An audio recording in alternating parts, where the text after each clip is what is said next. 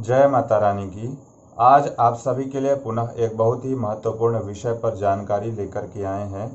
हमारे सुरेश जी ने प्रश्न किया कि जब भी हम हवन करते हैं तो हवन की संख्या को कैसे गिना जाए। ये तो आप सभी जानते होंगे कि जब भी हवन किया जाता है तो जप संख्या का दशांश हवन करना चाहिए। जैसे मान लीजिए आपने 10 माला का जप किया तो 10 माला का दशांश 1 माला आपको हवन करना होगा।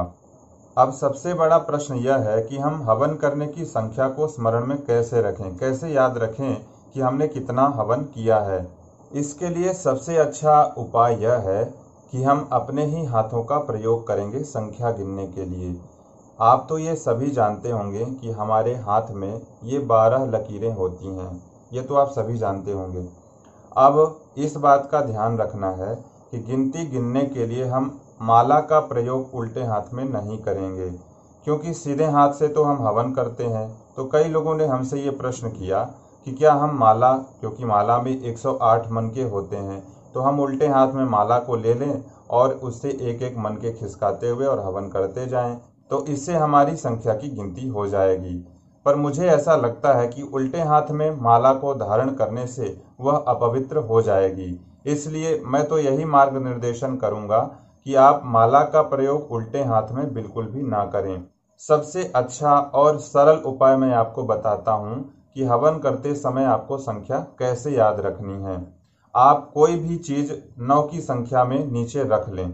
जैसे आप हवन कर रहे हैं उससे पहले 9 की संख्या में कोई भी सामग्री रख सकते हैं। जैसे आप 9 लौंग ही रख लें या फिर 9 इलायची रख लें। इस प्रकार से कोई ऐसी चीज रख लें जो कि 9 की संख्या में आपके पास हो। उसके बाद आप अपने उल्टे हाथ का प्रयोग करें गिनती के लिए। अब ध्यान रखिए कि एक बार में 12 लाइनें होती हैं, तो इन 12 लाइनों में जैसे हमने एक बार हवन किया तो एक उंगली ऐसे रखेंगे तो एक संख्या हो गई। इसी तरह से 12 बार जब हम करेंगे तो 12 संख्या हो जाएगी, और जैसे ही 12 संख्या होगी तो 9 की संख्या में जो हमने नीचे लौंग या इलायची रख रखी है उसमें से एक को उठा करके अलग रख देंगे। इससे ये होगा कि एक इलायची में या एक लौंग में आपने 12 बार हवन कर लिया। इस प्रकार से जब आप 9 बार कर लेंगे तो 12 गुणे 9 बराबर 108 की संख्या हो जाती है, और यही क्रम आपको दोहराते रहना है। तो आप समझ ही गए होंगे।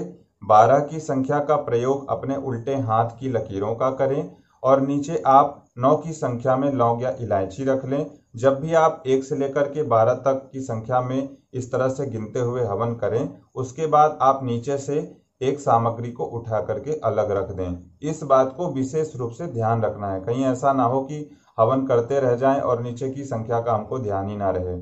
तो इस बात का ध्यान रखना है, जब भी 12 की संख्या पूरी हो जाए तो आपको नीचे एक उठा करके अलग से रख देना है।